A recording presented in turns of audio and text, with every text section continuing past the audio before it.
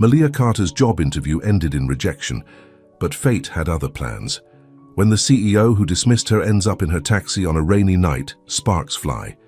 Now she has a second chance at both her dream career and an unexpected romance. Before we get into the story, comment below where in the world you're watching from today. Malia Carter sat in the lobby of Harrington Enterprises, her resume clutched tightly in her hands.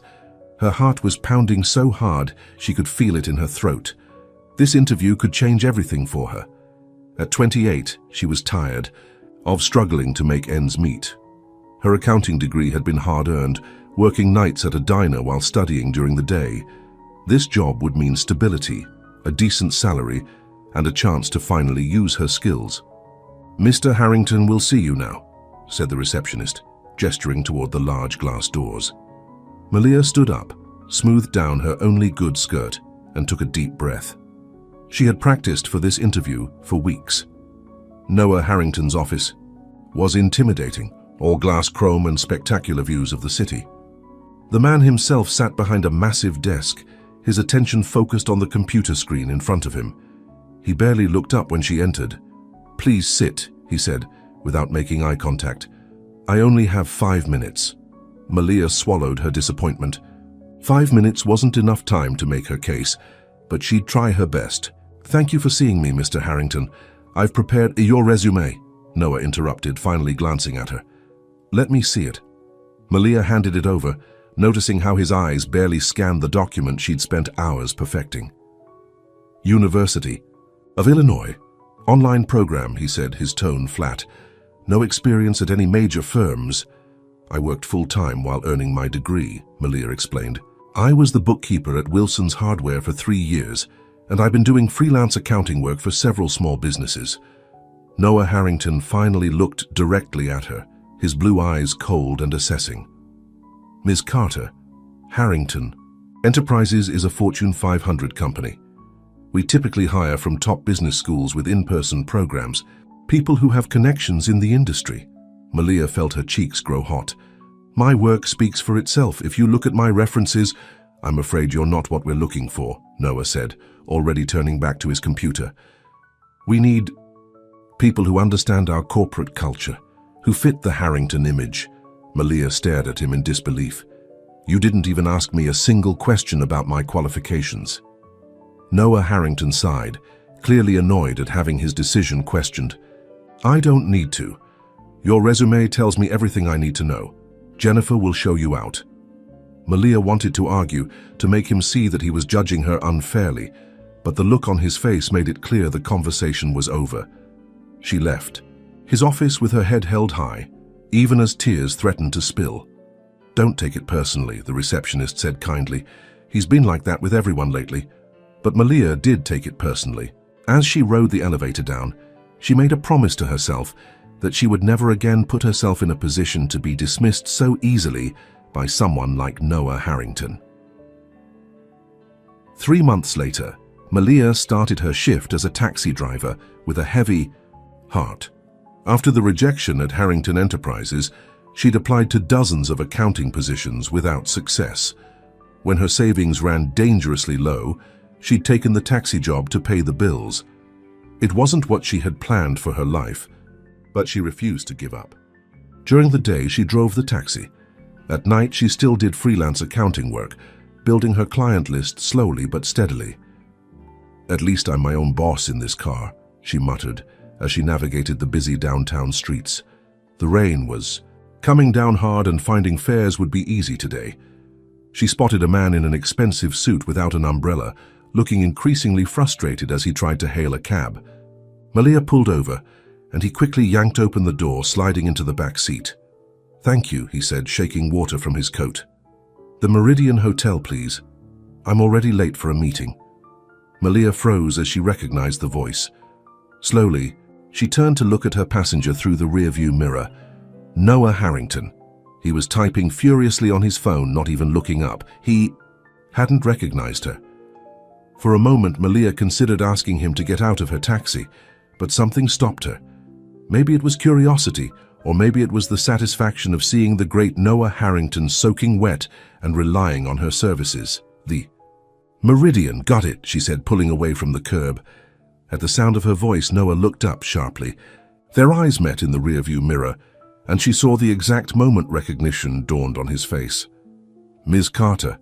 he asked, clearly surprised. "That's me," Malia replied, keeping her eyes on the road. "Didn't fit the Harrington image, remember?" Noah shifted uncomfortably in his seat. "I didn't expect to see you driving a taxi." "Life is full of surprises," Malia said. "Sometimes people have to take whatever job is available to pay the bills."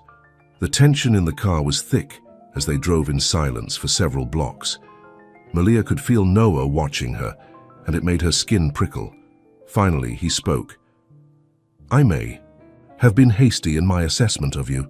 Malia almost laughed. "You think? You spent all of 2 minutes looking at my resume before deciding I wasn't good enough." "I apologize," Noah said, sounding genuinely contrite. "Things at the company were complicated at that time." "And they're not complicated now?" Malia asked. Noah sighed. "They're always complicated, but that's no excuse for how I treated you." Malia wasn't sure what to make of his apology.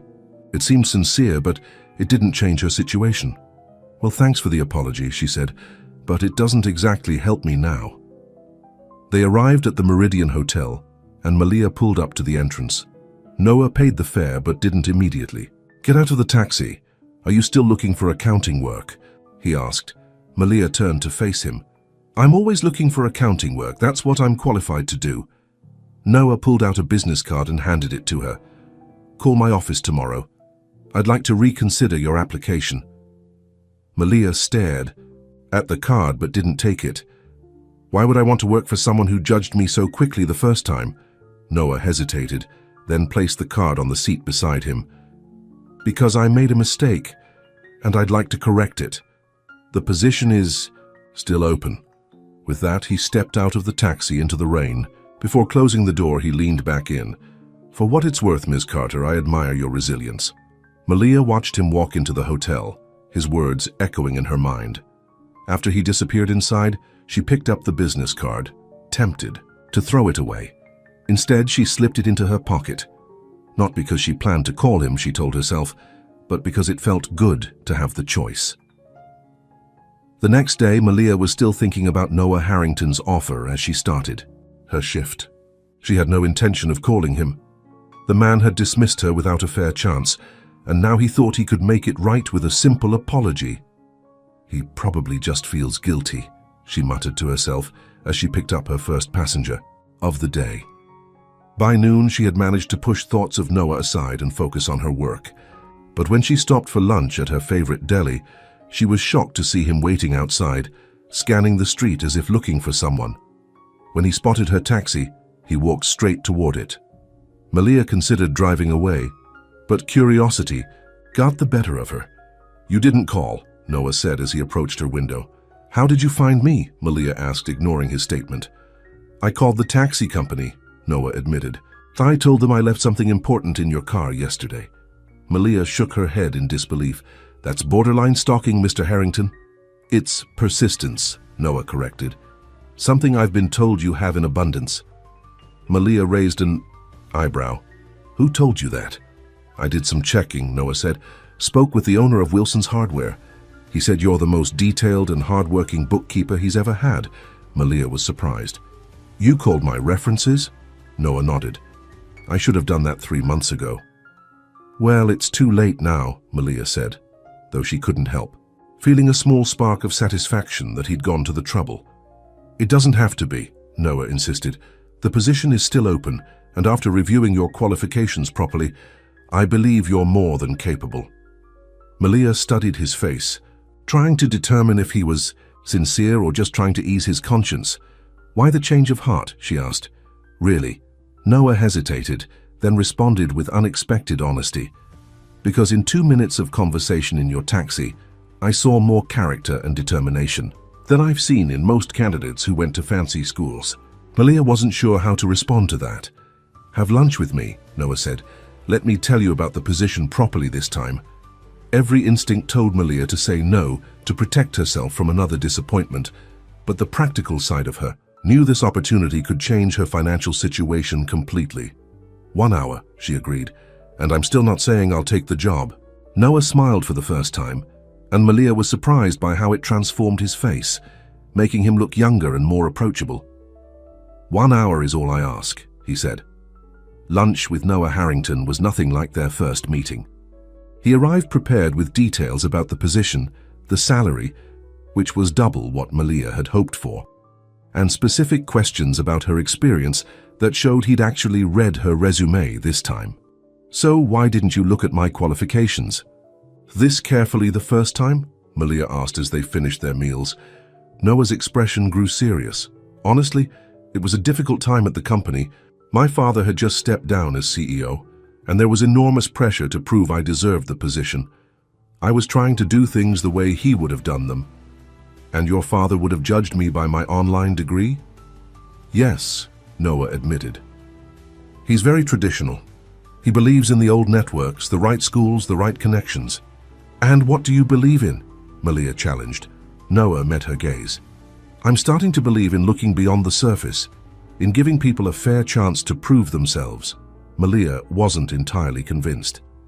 So, this job offer, is it because you actually think I'm qualified, or because you feel guilty?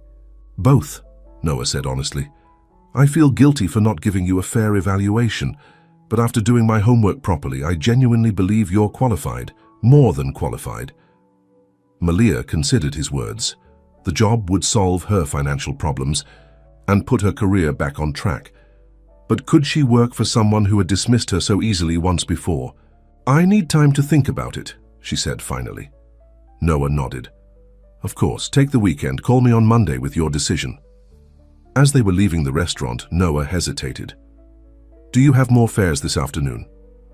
I'm scheduled until 6, Malia replied. Mind if I ride along? He asked. I've cleared my schedule for the afternoon. Malia stared at him. You want to ride in my taxi? Why? Because I'd like to know more about the person I'm hoping will join my company, Noah said. And I think you'd like to know more about the person you'd be working for. It was such an unexpected suggestion that Malia didn't immediately know how to respond. Part of her wanted to keep him at a distance, but another part was intrigued by this very different Noah Harrington. The meter will be running, she warned him. Noah's smile returned. I can afford it. And so Noah Harrington, CEO of a Fortune 500 company, spent the afternoon in the back seat of Malia's taxi, observing her interactions with customers and continuing their conversation between fares. By the end of her shift, Malia had learned that Noah's cold exterior masked a man who was under enormous pressure to live up to his father's legacy. And Noah had seen firsthand how Malia's intelligence and people skills made her exactly the kind of person his company needed. As she dropped him off at his office building, Noah looked directly into her eyes.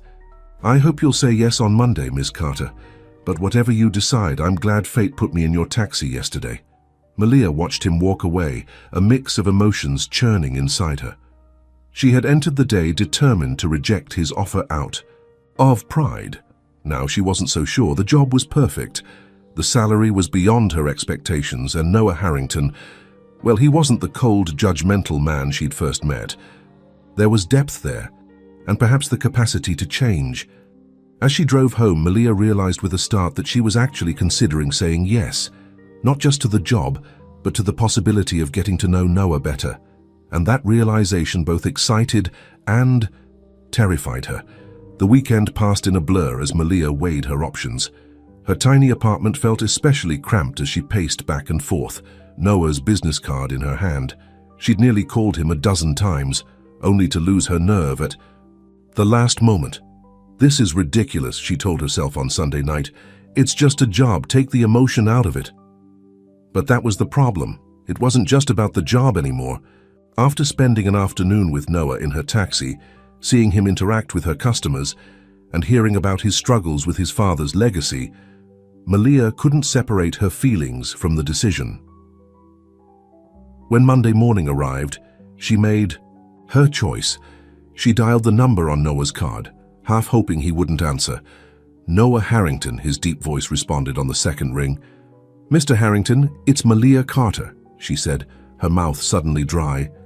"Malia," Noah said, and she could hear the smile in his voice. "I was hoping you'd call." "About the job," she started, her heart racing.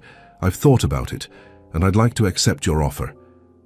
"That's wonderful news," Noah said, sounding genuinely pleased. "When can you start?" "I need to give the taxi company 2 weeks' notice," Malia explained. "I don't want to leave them without a driver." "Of course," Noah agreed. "That speaks to your character. 2 weeks from today, then. I'll have HR prepare the paperwork." After hanging up, Malia sat on her couch, a mixture of excitement and anxiety washing over her. Had she made the right decision? Working closely with Noah Harrington would be challenging in ways she hadn't anticipated when she'd first applied for the job. The next morning, Malia was surprised to see a familiar figure waiting at her usual taxi stand. Noah Harrington, dressed in another perfectly tailored suit, waved as she pulled up. "What are you doing here?" she asked as he slid into the back seat. "I need a ride to work," he said simply. Malia gave him a suspicious look through the rearview mirror. "There are hundreds of taxis in this city, but only one with a driver I want to talk to," Noah replied with a smile. Malia felt her cheeks grow warm. "I already accepted the job, Mr. Harrington. You don't need to keep convincing me." "Call me Noah," he said, "and this isn't about convincing you. I genuinely enjoyed our conversations the other day." As Malia drove toward the Harrington building, Noah asked about her plans for transitioning from taxi driver to corporate accountant. "I'll need some new clothes," she admitted. "My professional wardrobe is pretty limited." "The company has an allowance for that," Noah told her. "It's part of the onboarding package." Malia raised an eyebrow.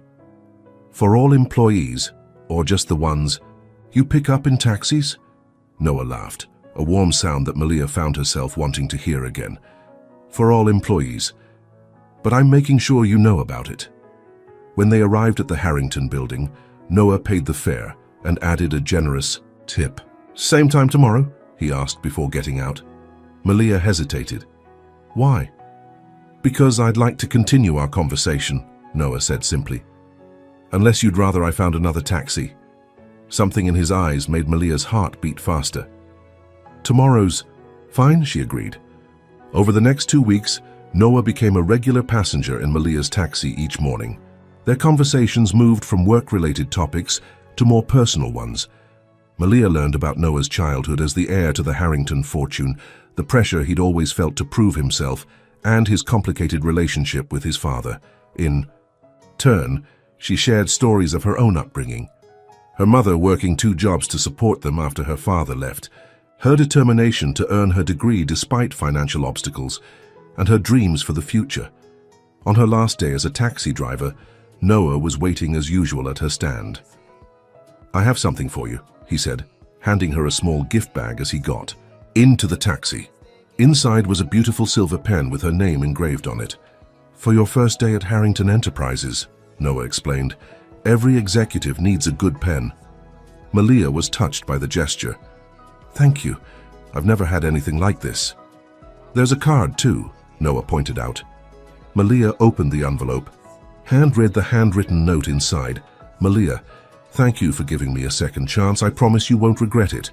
"Noah, I should be thanking you," Malia said, suddenly emotional, "for giving me this opportunity." Noah shook his head. "No, I'm the one who's grateful. If I hadn't gotten into your taxi that rainy day, I would have missed out on hiring an exceptional person." Their eyes met in the rearview mirror, and for a moment, neither spoke. The connection between them had grown into something neither had expected. "I should warn you," Noah finally said, breaking the silence. "Things might be challenging at first. Not everyone at the company will welcome you with open arms." Malia frowned. "Because of my background?" "Partly," Noah admitted, "and partly because you're coming in with my direct endorsement. Some people might resent that, especially who?" Malia pressed when he didn't continue. Noah sighed. "My cousin, Vanessa Harrington. She's our current finance director, and she's protective of her territory." "Will I be working with her?" Malia asked, suddenly concerned. "She'll be overseeing your department," Noah confirmed. "But don't worry, she's professional. Usually, Malia felt a knot form in her stomach. This was a complication she hadn't anticipated. I can handle difficult people, she assured him, though she wasn't feeling as confident as she sounded. Noah smiled. I know you can. That's one of the many things I've come to He stopped abruptly, as if catching himself. To appreciate about you. Monday morning arrived, and Malia stood in front of the mirror in her small bathroom, hardly recognizing herself. She'd spent most of her savings on a new outfit for her first day, a navy blue suit that fit her perfectly and made her feel like the professional she'd always wanted to be. The silver pen Noah had given her was tucked into her new briefcase, a talisman of sorts as she prepared to enter a world that had once rejected her. As she approached the Harrington building, she felt her confidence wavering. What if she couldn't handle the job? What if Noah's faith in her was misplaced? Miss Carter, a familiar voice called as she reached the entrance. Noah stood by the door, looking as impressive as always in a charcoal suit. Mr. Harrington, she replied formally, aware of the curious glances from other employees entering the building. Welcome to your first day, Noah said, guiding her through the lobby. I thought I'd show you to your office personally. The elevator ride was filled with tension, not the uncomfortable kind they'd experienced in their first taxi ride, but a different tension that made Malia acutely aware of Noah's presence beside her. When they reached the executive floor, Noah led her down a corridor to a corner office with large windows overlooking the city. This is yours, he said, opening the door. Malia stared in disbelief. The office was spacious and beautifully furnished, with a modern desk, comfortable seating, area, and even a small conference table. There must be some mistake, she said. This looks like an executive office. It is, Noah confirmed. You're our new senior financial analyst, reporting directly to me and Vanessa. Malia turned to him in shock. Senior financial analyst? But I thought I was being hired as a staff accountant. Your qualifications merit the senior position, Noah explained. And after reviewing your freelance work, I realized we'd be wasting your talents in a junior role. Before Malia could respond, a sharp voice interrupted from the doorway. So this is our new analyst. A woman in her mid-30s with perfectly styled blonde hair and an expression of cool assessment stood watching them. Even without an introduction, Malia knew this must be Vanessa Harrington. Vanessa, Noah greeted her, his tone suddenly professional. This is Malia Carter. Malia, this is Vanessa Harrington, our finance director. Vanessa's smile didn't reach her eyes as she extended a manicured hand. Welcome to Harrington Enterprises, Ms. Carter. Noah has told us so much about your unconventional background. Malia shook her hand firmly. Thank you. I'm looking forward to working with you. Noah, Vanessa said, turning to her cousin, the board is waiting for our quarterly presentation. We should go. Noah nodded, then turned back to Malia. Get settled in. Your assistant Tom will be here shortly to show you around and introduce you to the team. After they left, Malia sat down at her new desk trying to process everything. From rejected applicant to senior financial analyst with a corner office in just a few weeks, it felt surreal. By lunchtime, Malia's head was spinning with information. Tom, her assistant, and how strange it was to have an assistant, had introduced her to the financial team, shown her the company's systems, and provided her with stacks of reports to review. Ms. Carter? Tom knocked on her open door. Mr. Harrington asked if you'd join him for lunch. Malia looked up from the quarterly report she'd been studying. Which Mr. Harrington? Noah, Tom clarified with a small smile. He's waiting in his office. Noah's office was even more impressive than hers, with a panoramic view of the city and furnishings that spoke of old money and power. What do you think so far?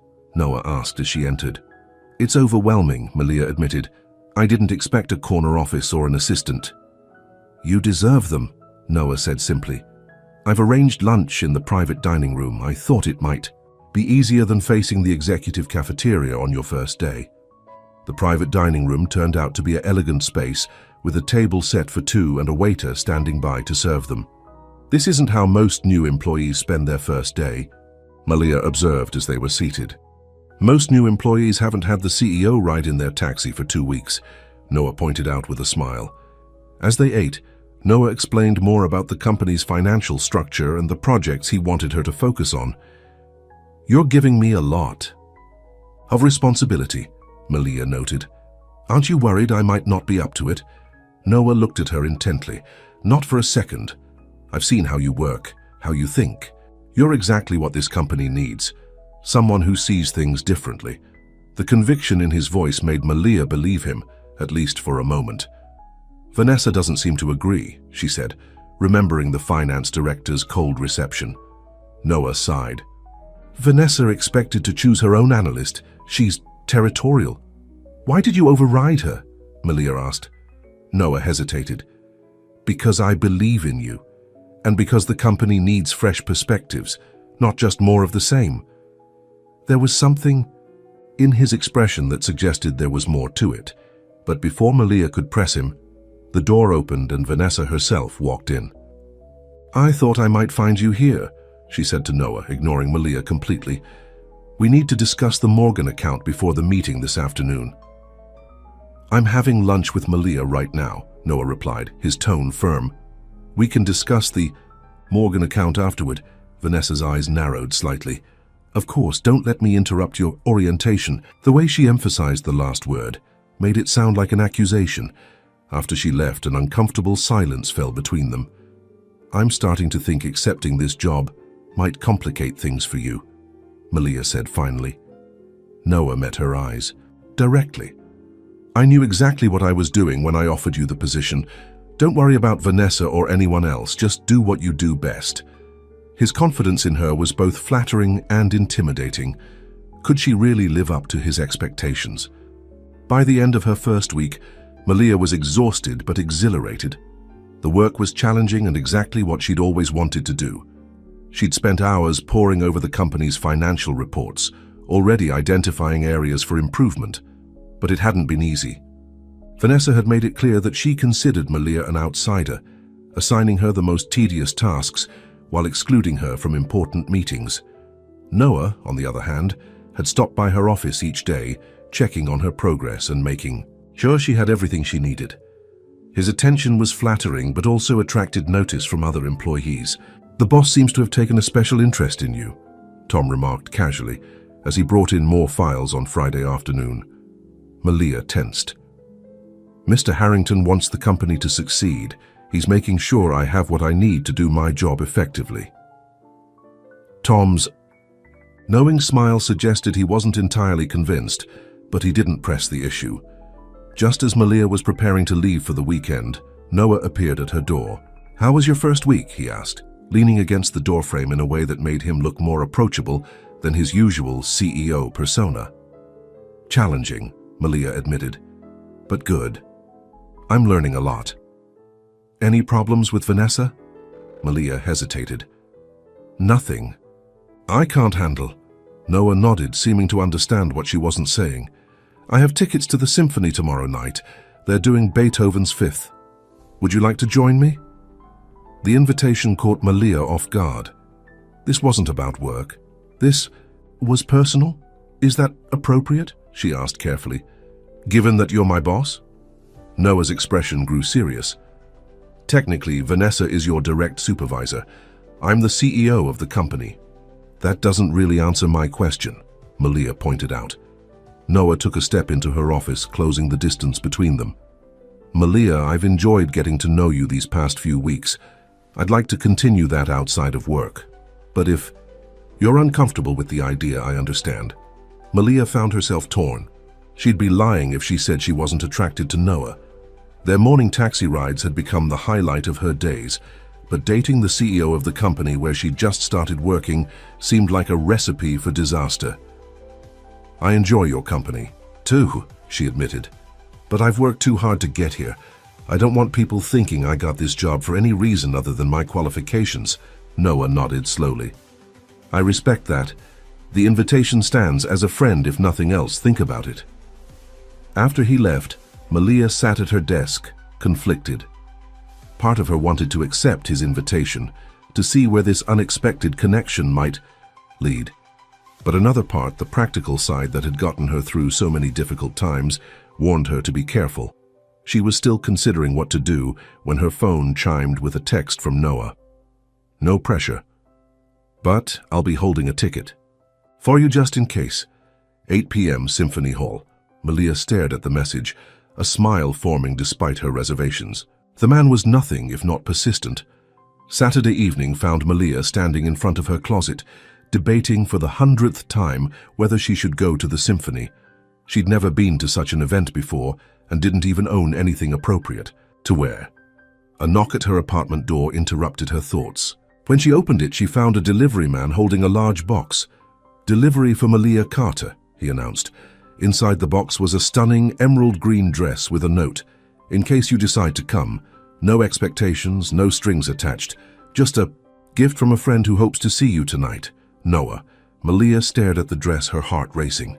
It was beautiful, exactly her size, and looked expensive. Too expensive. She picked up her phone and dialed Noah's number.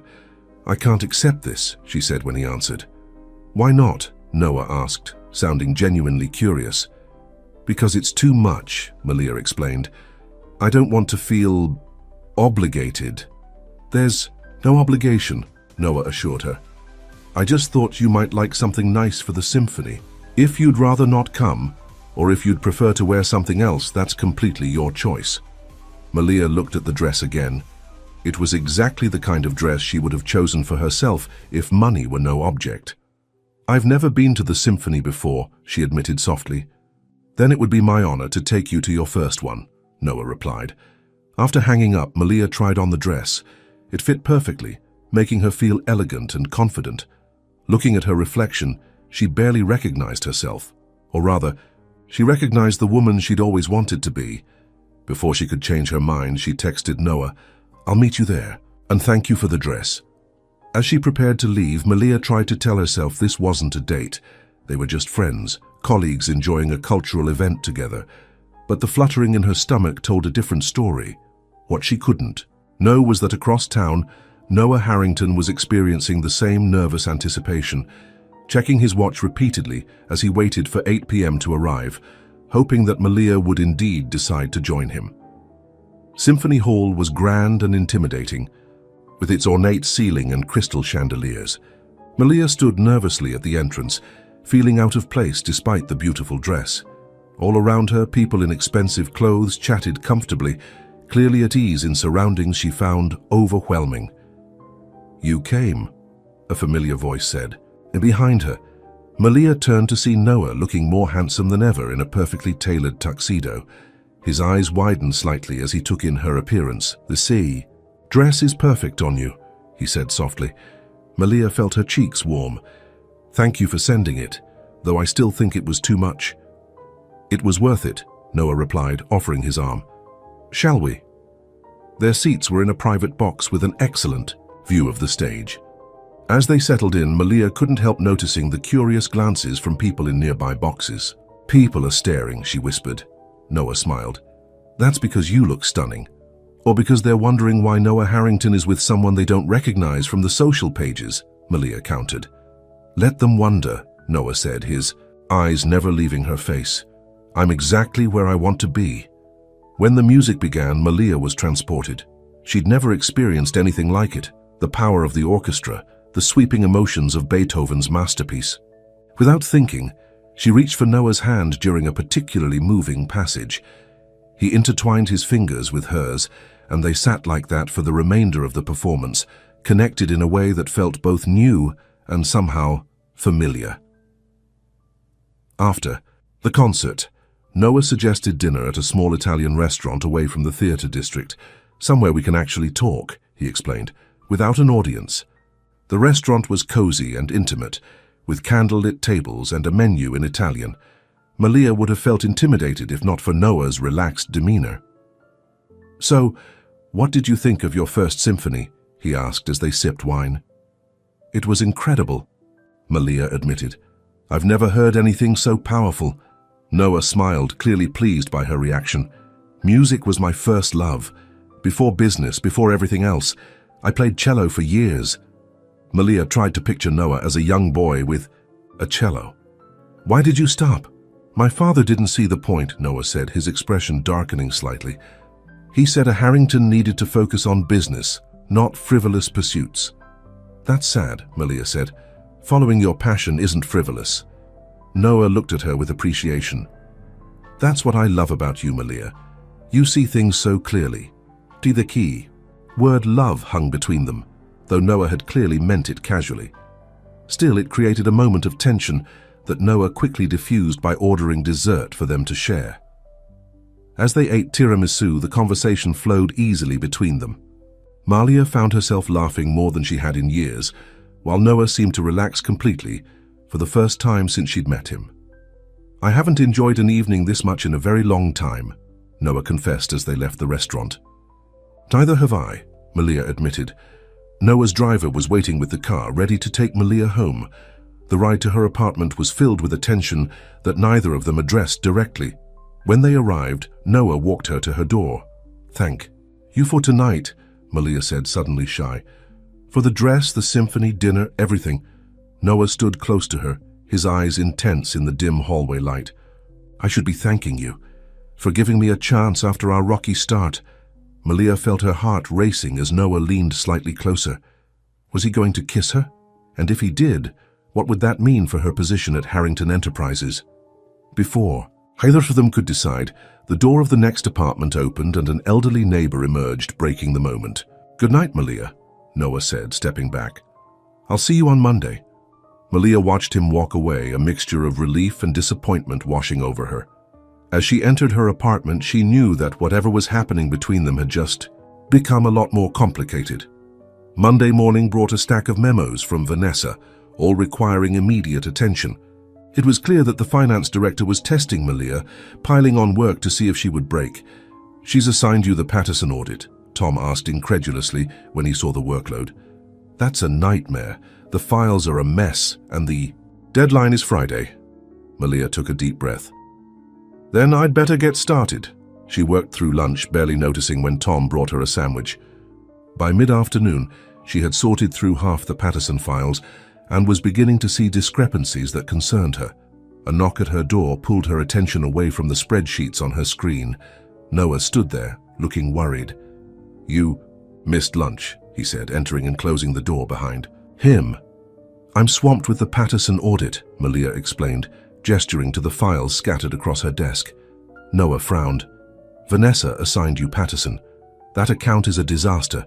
The previous analyst spent months trying to make sense of it. I'm starting to see why, Malia said. There are inconsistencies in their reporting, numbers that don't add up. Noah moved closer, looking at her notes. What kind of inconsistencies? Malia showed him the patterns she'd identified. See these. Transfers. They're being reported as operational expenses, but they don't match any of the vendor contracts, and they all go to the same offshore account. Noah's expression grew serious. That could be tax evasion or worse.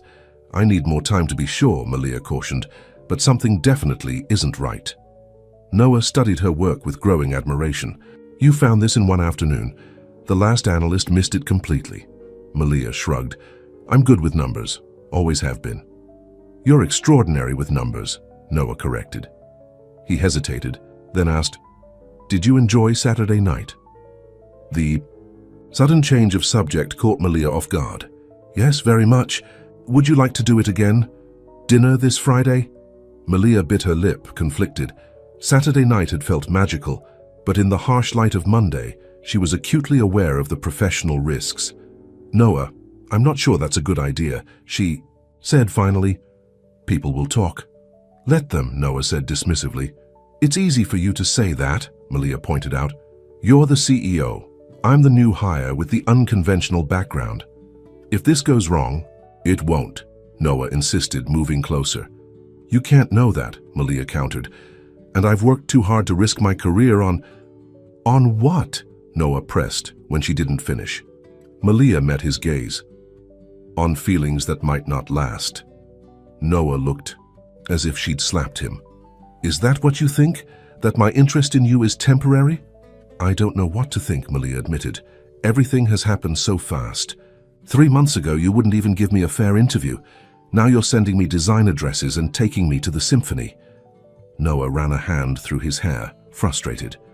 I made a mistake when we first met. A terrible mistake. But getting into your taxi that day, it gave me a chance to see the real you. And every day since then, I've only become more certain that you're someone special. His words made Malia's heart race, but she forced herself to be practical. I need to establish myself here first, to prove myself based on my work, not because the CEO has a special interest in me. Noah was quiet for a moment, considering her words. You're right, he finally said. Your reputation here matters. I respect that. He moved toward the door, then turned back. But this conversation isn't over, Malia. Just postponed. After he left, Malia tried to refocus on the Patterson files, but her mind kept drifting back to Noah's words. The intensity in his eyes when he called her someone special had stirred something inside her, something both thrilling and terrifying. By Friday, Malia had completed the Patterson audit, documenting all the irregularities she'd found. The evidence pointed to deliberate misrepresentation of funds, possibly to hide money from tax authorities. You should present this to Vanessa right away, Tom advised when Malia showed him her findings. Malia nodded, gathering her notes. I'll go, now. Vanessa's office was larger than Malia's, with awards and certificates covering one wall, constant reminders of her achievements and status in the company. Ms. Carter, Vanessa said coolly when Malia entered, I assume you've completed the Patterson audit? Yes, Malia confirmed, placing her report on Vanessa's desk. And I found some serious irregularities that I think require immediate attention. She explained her findings, pointing out the pattern of suspicious transfers and misreported expenses. As she spoke, Malia noticed Vanessa's expression shifting from dismissive to concerned. You found all this in 1 week? Vanessa asked when Malia finished. The patterns were fairly clear once I reorganized the data, Malia explained. Vanessa studied the report for several long moments before looking up. This is thorough work. Coming from Vanessa, it was high praise indeed. Thank you, Malia said. What's our next step? Should we alert the compliance team? Vanessa closed the file. I'll handle it from here. Thank you for bringing this to my attention. Something in her tone made Malia uneasy. Will you need me for the follow-up investigation?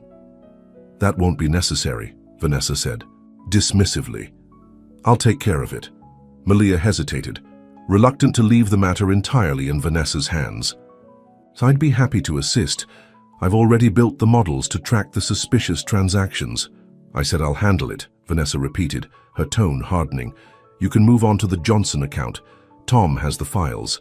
Feeling dismissed, Malia returned to her office, troubled by Vanessa's reaction. She'd expected at least some discussion of her findings, perhaps even acknowledgement of their significance. How did it go? Tom asked when she returned. I'm not sure, Malia admitted. She said she'd handle it, but something felt off. Tom lowered his voice. Between you and me, Vanessa was responsible for bringing in the Patterson account last year. Here's one of her biggest wins. Suddenly, Vanessa's reaction made more sense. If there was financial misconduct at Patterson, it would reflect poorly on her judgment in bringing them on as clients. I should tell Noah, Malia decided. Tom looked alarmed. Going over Vanessa's head, that's risky. Malia knew he was right, but her integrity wouldn't allow her to ignore potential fraud. I have to do what's right, regardless of the politics. She was drafting an email to Noah when her phone buzzed with a text message from him. Dinner tonight? Has colleagues discussing a successful first month of work. Nothing more. Malia smiled despite herself. Noah was respecting her boundaries while still finding a way to spend time with her. It was difficult to resist his persistence. After a moment's consideration, she replied, Dinner sounds good, but I have something important to discuss. Noah's response was immediate. I'll pick you up at 7. Dress casual. Noah's idea of casual turned out to be a private chef preparing dinner for them on the rooftop terrace of his penthouse apartment. The city lights spread out below them, creating a magical atmosphere, despite the serious conversation Malia knew they needed to have. This is your idea of a casual dinner? Malia asked as they were seated at a table overlooking the skyline. Noah smiled. I wanted someplace where we could talk privately, about whatever's bothering you. Malia took a deep breath and explained her findings on the Patterson account and Vanessa's strange reaction. Noah listened intently, his expression growing more serious as she detailed the evidence. "You're certain about these discrepancies?" "Absolutely," Malia confirmed. "The pattern is consistent over the past 18 months. Millions of dollars diverted to an offshore account while being reported as standard business expenses."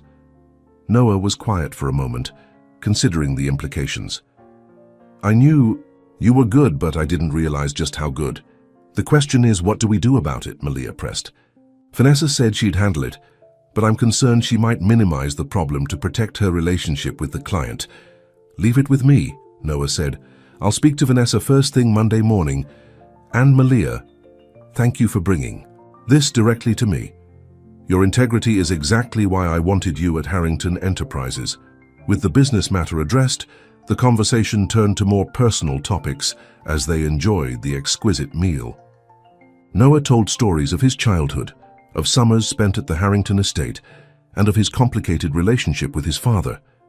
"He always wanted me to be exactly like him," Noah explained, "to see the world as he sees it, as a series of opportunities to be exploited." "But you're not like that," Malia observed. Noah smiled sadly. "I've tried not to be, but it's hard to escape his influence entirely.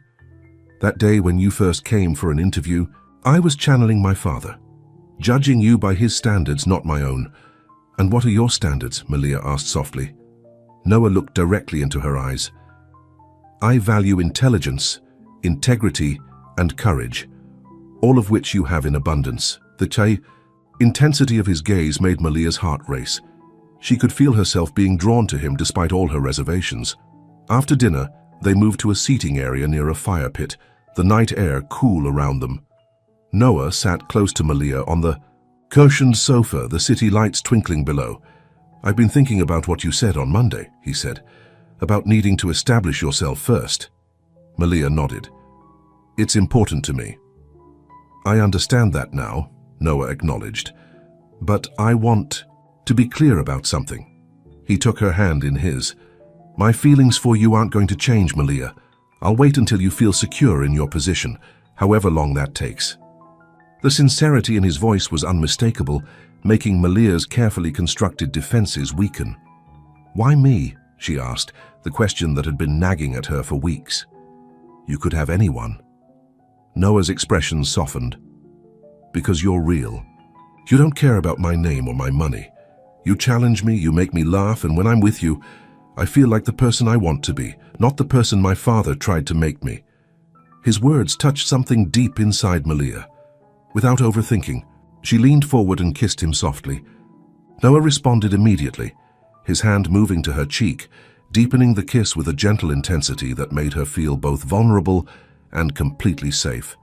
When they finally pulled apart, they were both breathless. "I've been wanting to do that for weeks," Noah admitted. Malia smiled. "Me too." "So where does this leave us?" Noah asked. "Still just colleagues." Malia considered the question carefully.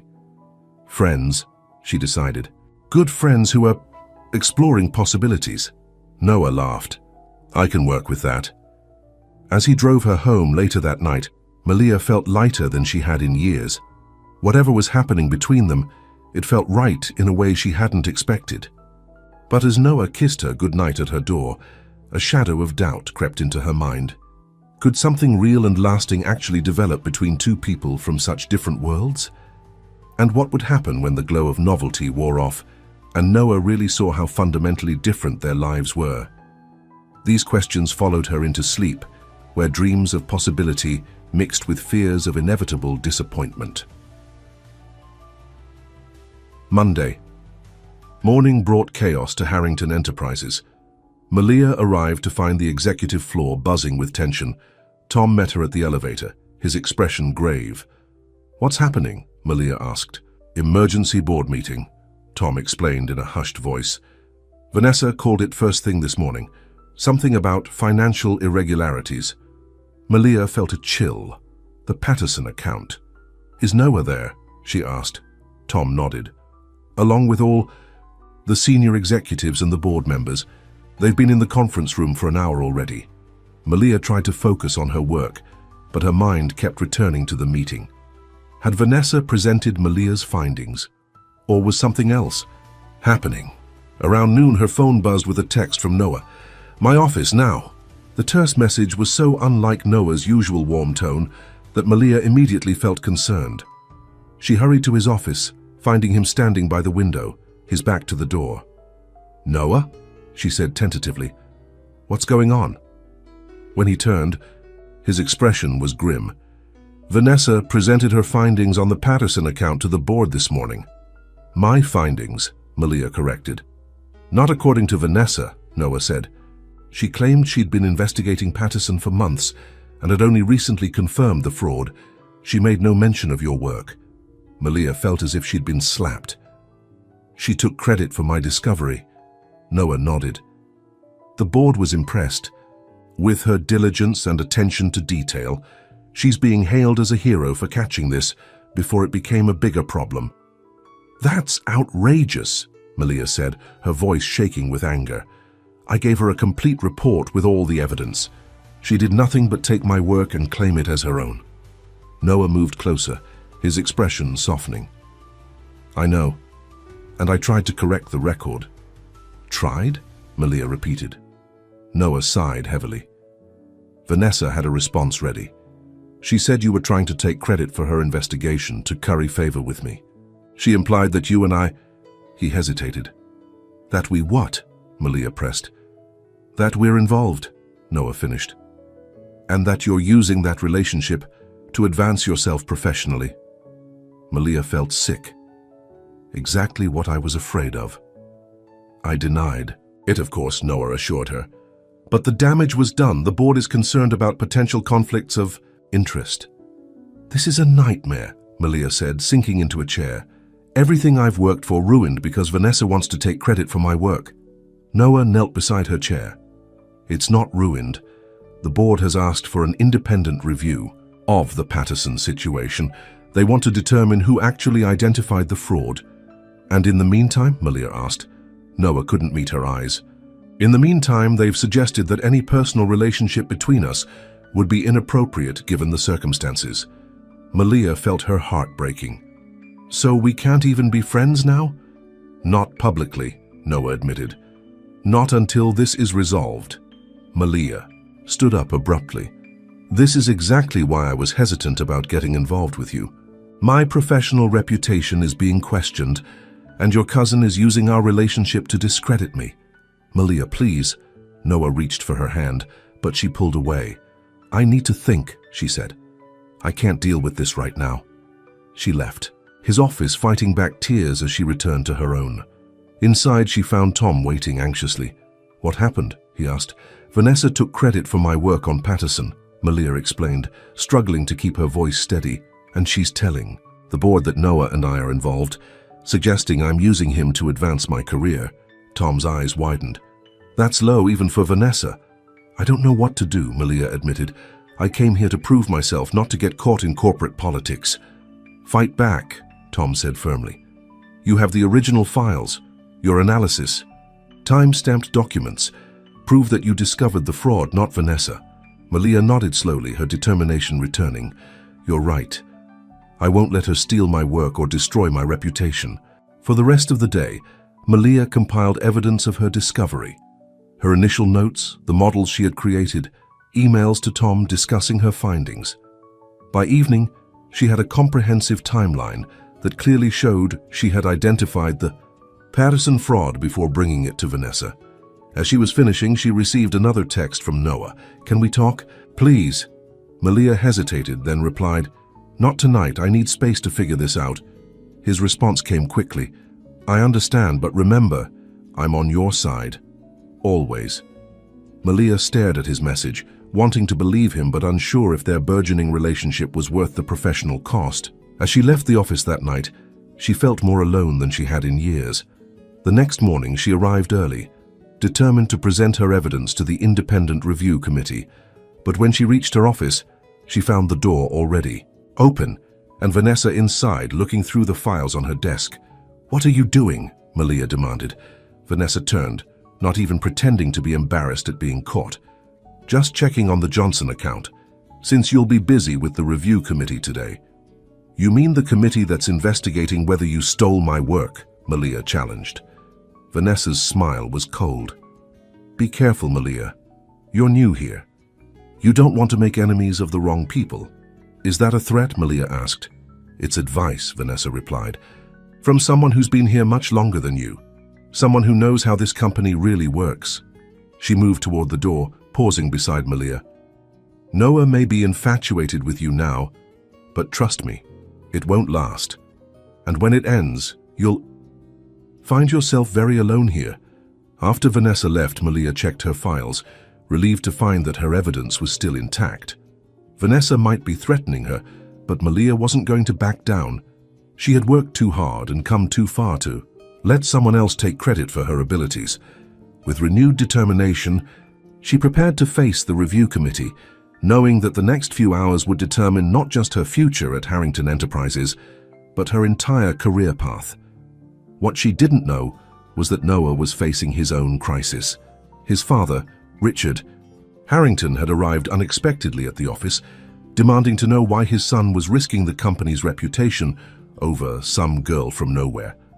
As Malia headed toward the conference room and Noah confronted his domineering father, the stage was set for a showdown that would change both their lives forever. Malia stood outside the conference room, clutching her folder of evidence. Inside, the review committee waited, 3 board members who would determine whether she or Vanessa had actually discovered the Patterson fraud. Her future at Harrington Enterprises hung in the balance. Ms. Carter, the assistant, opened the door. They're ready for you. Taking a deep breath, Malia entered the room. 3 serious-faced executives sat at the table, with Vanessa already seated at one end, looking confident and composed. Please sit down, said Eleanor Wilson, the head of the committee. We're here to determine the facts regarding the Patterson account investigation. Ms. Harrington has already presented her case. Malia nodded, taking her seat. Thank you for this opportunity. Ms. Harrington claims she's been investigating Patterson for several months, Eleanor continued, and that she only recently brought in a junior analyst, you, to help with some calculations. She states that the discovery was entirely her work. Vanessa smiled slightly, the picture of professional assurance. That's not true, Malia said firmly. I was assigned the Patterson audit last week. I completed the initial review independently and discovered the fraudulent transactions within my first day of work on the account. Do you have evidence to support this claim? Eleanor asked. Yes, Malia replied, opening her folder. I have my original notes, dated and time-stamped. I have the spreadsheet models I created to track the suspicious transactions, with metadata showing when they were created. And I have emails to my assistant, Tom, discussing my findings before I ever brought them to Ms. Harrington. She passed copies of her evidence to each committee member. Eleanor examined the documents carefully, while the other board members whispered to each other. Ms. Harrington, Eleanor said, turning to Vanessa, these dates clearly show that Ms. Carter identified the fraud pattern before bringing it to your attention. How do you explain this? Vanessa's composed facade cracked slightly. Those could have been created after the fact. It's her word against mine. Actually, Malia countered, the company email server timestamps cannot be altered, and the spreadsheet metadata is verified by the IT department. This isn't a matter of opinion, it's documented fact. For the first time, Vanessa looked uncertain. I've been at this company for 15 years. My reputation is beyond question. No one's reputation is beyond question when evidence suggests otherwise, Eleanor said firmly. Ms. Carter, did you share your findings with anyone else besides Ms. Harrington? Malia hesitated. Mentioning Noah could make things worse given Vanessa's allegations about their relationship. I discussed it briefly with my assistant Tom, she said. The emails I provided show those conversations. Before Eleanor could respond, the door opened and Noah entered, looking determined despite his obvious fatigue. I apologize for interrupting, he said. But there's something the committee should know. Eleanor frowned. Mr. Harrington, this is supposed to be a closed review. I understand, Noah said. But as CEO, I believe it's important that you have all the facts. He moved to stand beside Malia's chair. Ms. Carter came to me privately after presenting her findings to Ms. Harrington. She was concerned that the matter wasn't being given proper attention. Vanessa's expression darkened. Of course she went to you. Everyone knows about your special relationship. There is nothing inappropriate about our relationship, Noah stated firmly. Ms. Carter is an exceptional analyst who discovered significant fraud.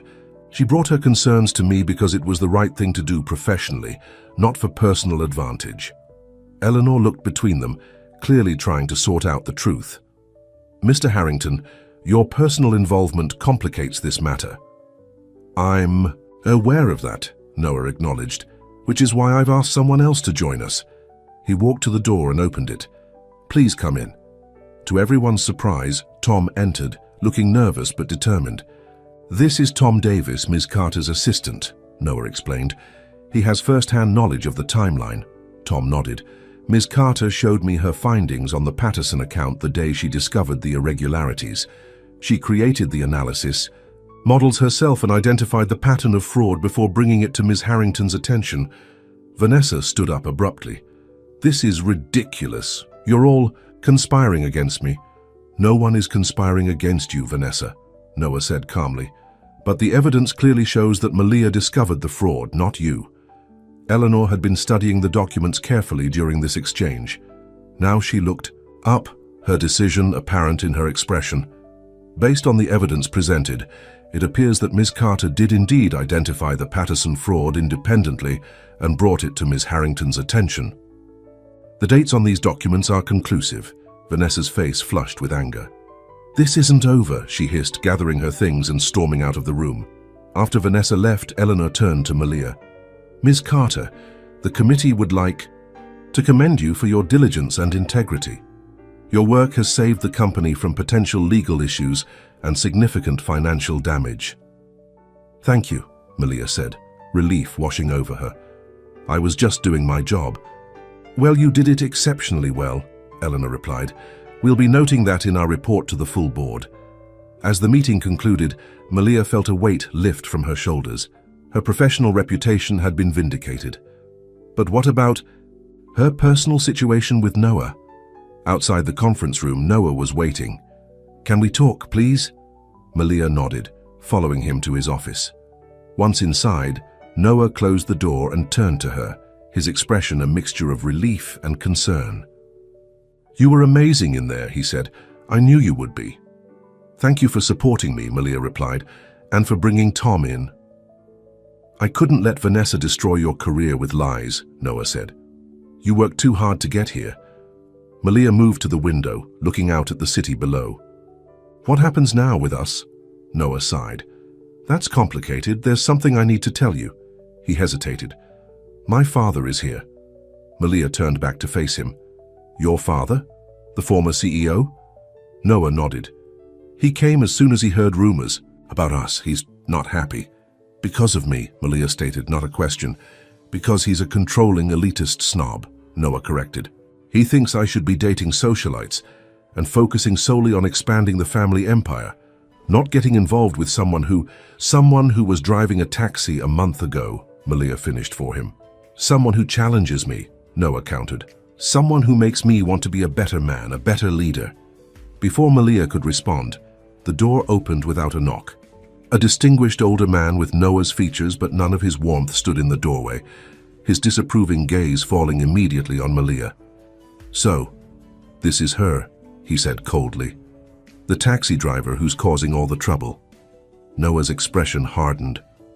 Father, this is Malia Carter, our senior financial analyst who just saved the company millions of dollars by uncovering fraud that everyone else missed. Malia, this is Richard Harrington. Richard entered the room, ignoring Noah's introduction. The board called me, concerned about your judgment. Now I see why. He looked Malia up and down dismissively. What is this really about, Noah? Rebelling against me? Trying to prove you're different? This is about recognizing talent and integrity when I see it, Noah replied, his voice tight with controlled anger. Malia is the most qualified person for her position. And the fact that you're sleeping with her has nothing to do with it? Richard asked bluntly. Malia gasped at the crude accusation. Mr. Harrington, with all due respect, you don't get to speak, Richard cut her off. This is a family matter. That's enough, Noah said, stepping between them. You don't talk to her that way, ever. Richard looked genuinely surprised at his son's defiance. You're actually serious about this woman? Yes, Noah said firmly. I am, and if you can't treat her with respect, then we have nothing more to discuss. Richard's expression darkened. Think carefully about what you're doing, Noah. The Harrington name means something in this city. Your choice in companions reflects on all of us. I am thinking carefully, Noah replied, about what kind of man I want to be, what kind of company I want to lead. And it's not the kind that judges people by their background instead of their character and abilities. Richard stared at his son for a long moment, then turned his cold gaze to Malia. Don't get too comfortable, Miss Carter. This infatuation won't last. With that, he walked out, leaving a tense silence behind him. Malia felt shaken by the encounter. He hates me. He doesn't know you, Noah said, moving to her side. And right now, he doesn't know me either. But he'll come around eventually. Will he? Malia asked skeptically. He seems pretty set in his views. Noah took her hands in his. My father has always expected me to follow his path exactly, to make the same choices, hold the same values. This is the first time I've really stood up to him. Because of me, Malia said, I'm causing a rift between you and your family. No, Noah said firmly. This rift has been growing for years. It's about who I am versus who he wants me to be. You just gave me the courage to finally face it. Malia wasn't entirely convinced. Noah, I care about you, more than I expected to. But I don't want to be the reason your family falls apart. You're not, Noah insisted. You're the reason I'm finally being honest about what I want, who I want. He gently tilted her face up to his. And that's you, Malia. It has been since that rainy day in your taxi. The tenderness in his voice made Malia's heart race, but she still had doubts. What about the board? Vanessa, all the people who think I'm using you to advance my career. The truth will speak for itself, Noah said confidently. Your work on the Patterson account has already impressed the board. Give it time and everyone will see what I see. A brilliant, dedicated professional who earned her place here. Malia wanted to believe him, but the events of the past few days had left her feeling vulnerable and uncertain. I need some time to think. Today has been overwhelming. Noah nodded, though she could see the disappointment in his eyes. Of course, take all the time you need. The next few days were tense at Harrington Enterprises. Vanessa avoided Malia completely, while rumors circulated about their confrontation in the review committee. Noah kept his distance publicly, though his texts each night assured Malia of his support and his feelings.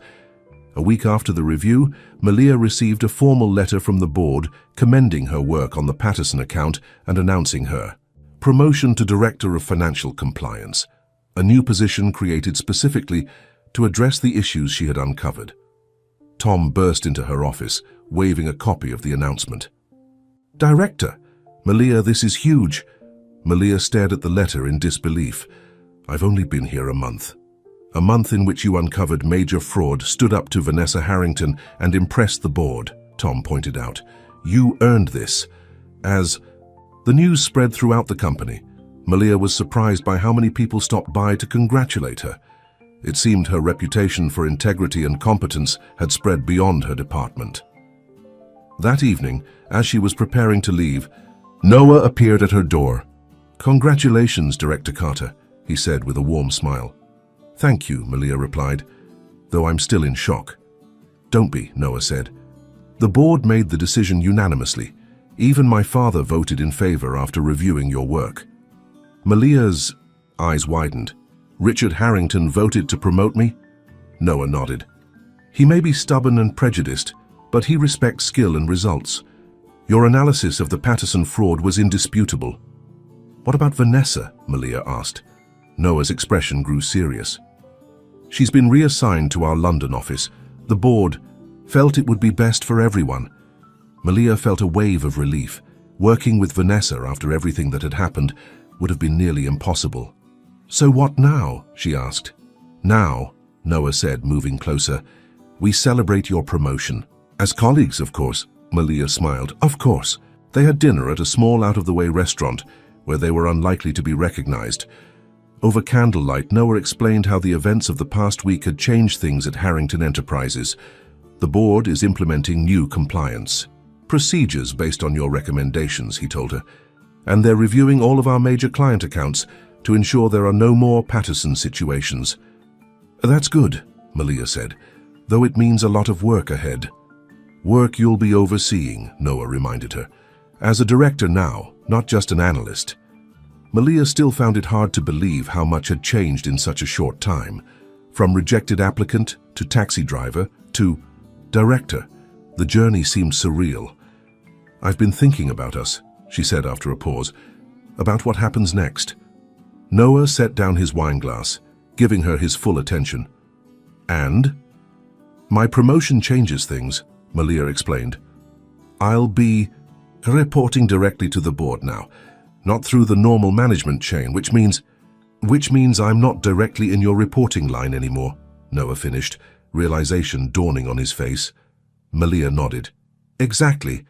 The conflict of interest concern is significantly reduced." Noah's eyes lit up.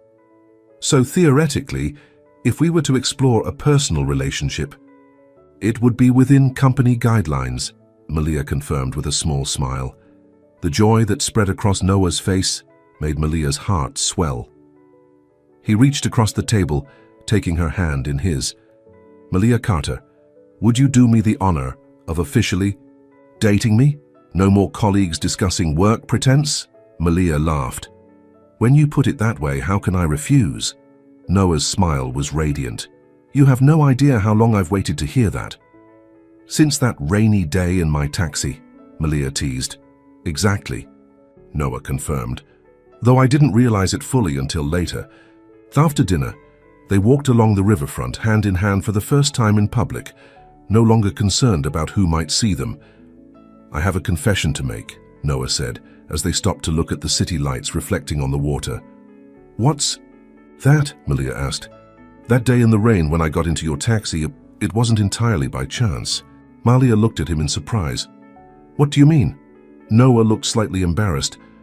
"After our disastrous interview, I couldn't stop thinking about you, about how unfairly I judged you. I asked around, found out you were driving for Metro T, taxi, and, well, I may have called them specifically and requested you as my driver." Malia stared at him in disbelief. "You planned our coincidental meeting?" "Not exactly," Noah clarified. "I planned to apologize, maybe offer you another interview. I didn't plan on getting caught in the rain or on feeling that connection the minute I saw you again." "You're telling me our entire relationship started because you were stalking me?" Malia asked, though she couldn't help smiling at his confession. "I prefer to think of it as persistent recruiting," Noah replied with a grin. "And it worked out pretty well, wouldn't you say?" Malia had to admit he was right. If Noah hadn't made that effort to find her again, she'd still be driving a taxi, her accounting degree gathering dust. "I suppose I can forgive you," she said, stepping closer to him, "since it led to all of this." Noah wrapped his arms around her waist. "Does that mean you're not going to charge me taxi fare anymore?" Malia laughed. "Oh, I'm definitely still charging you, plus interest." "Worth every penny," Noah murmured before kissing her under the starlit sky. 6 months later, Malia stood in her office, looking out at the city below. So much had changed since that rainy day when Noah Harrington had entered her taxi. Her department was thriving, with a team of analysts implementing the compliance programs she had designed. Her relationship with Noah had grown stronger each day, surprising those who had predicted it wouldn't last. Even Richard Harrington had grudgingly come to accept her, especially after her financial oversight had prevented another potential scandal at one of their subsidiaries. He wasn't exactly warm, but at the last family dinner, he had actually asked for her opinion on a business matter. Progress indeed. A knock at her door pulled her from her thoughts. Noah entered, looking handsome as always in his tailored suit. "Ready?" For the board meeting, he asked. Malia nodded, gathering her presentation materials. As ready as I'll ever be. You'll be brilliant, Noah assured her. You always are.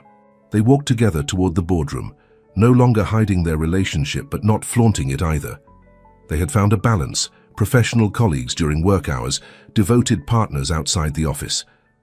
I have a surprise for you later, Noah mentioned as they rode the elevator. After the meeting, what kind of surprise? Malia asked, intrigued. Noah's smile was mysterious. One that involves a taxi. Malia raised an eyebrow. A taxi? Going where? You'll see, was all Noah would say it after the board meeting, where Malia's presentation on the new compliance system was met with unanimous approval. Noah led her to the street where a familiar yellow taxi was waiting. Is that? Malia began, recognizing the vehicle. Your old taxi, Noah confirmed. I arranged to rent it for the afternoon. I thought we could recreate our first real meeting. Malia laughed in delight as Noah opened the door for her. But I was the driver then. Today you're the passenger, Noah said, sliding in beside her. I'm taking you somewhere special. The taxi drove them through the city, eventually stopping at the spot where Malia had picked up Noah that rainy day, outside the Meridian Hotel. Why are we here? Malia asked as Noah helped her out of the taxi. Because this is where everything changed, Noah explained, taking her hand. Where I got a second chance to see you for who you really are. He led her into the hotel and up to the rooftop garden, which had been transformed with flowers and twinkling lights. A small table for two was set in the center, champagne already chilling in an ice bucket. Noah, this is beautiful, Malia said, taking in the romantic setting. But what's the occasion? Noah took both her hands in his expression suddenly serious. 6 months ago I got into a taxi and found the woman who would change my life. Someone who saw past my name and my position to the man I really am, or the man I want to be. Malia felt her heart racing as Noah continued. You gave me a second chance when I didn't deserve one. You challenged me to be better. You stood up for yourself even when it wasn't easy. And I fall more in love with you every day because of it. With that, Noah dropped to one knee, pulling a small velvet box from his pocket. Inside was a stunning diamond ring, elegant and not ostentatious, exactly Malia's style. Malia Carter, would you do me the extraordinary honor of becoming my wife? He asked, his voice filled with emotion. Of continuing this journey we started. In that taxi, tears filled Malia's eyes as she looked down at the man who had changed her life just as much as she had changed his. Yes, she whispered, her heart overflowing with joy. Yes, Noah Harrington, I will marry you. As Noah slipped the ring onto her finger and rose to kiss her, Malia marveled at how a simple taxi ride had led to this moment. She had been looking for a job that day, but had found so much more. A career, a partner, a future brighter than she had ever imagined possible. And it had all started with a one-way ticket to love. 3 months later, Malia and Noah stood hand in hand at their engagement party, surrounded by friends, colleagues, and family. Even Richard Harrington was there, having finally accepted that his son had made his choice. Are you happy? Noah asked, pulling Malia close as they shared a quiet moment away from the crowd. Malia looked up at him, her eyes shining with love. Happier than I ever thought possible. Do you ever miss driving that taxi? Noah teased. Malia pretended to consider the question. Well, I did meet some interesting people, one in particular. Handsome, charming, eventually realized what an idiot he'd been, Noah suggested. Something like that, Malia laughed, reaching up to kiss him. Though sometimes I think I should have charged him a higher fare. Noah's arms tightened around her. I'm still paying that fare every day, and I will for the rest of our lives. As they rejoined their guests, Malia caught Tom's eye across the room. He raised his glass in a silent toast to her happiness. So much had changed since that first disastrous interview at Harrington Enterprises. She had proven herself not just as a professional, but as a woman strong enough to stand up for what she deserved, in her career and in love. Noah squeezed her hand, drawing her attention back to him. The love in his eyes told her everything she needed to know. Their journey hadn't been smooth or conventional, but it had brought them exactly where they were meant to be. Together.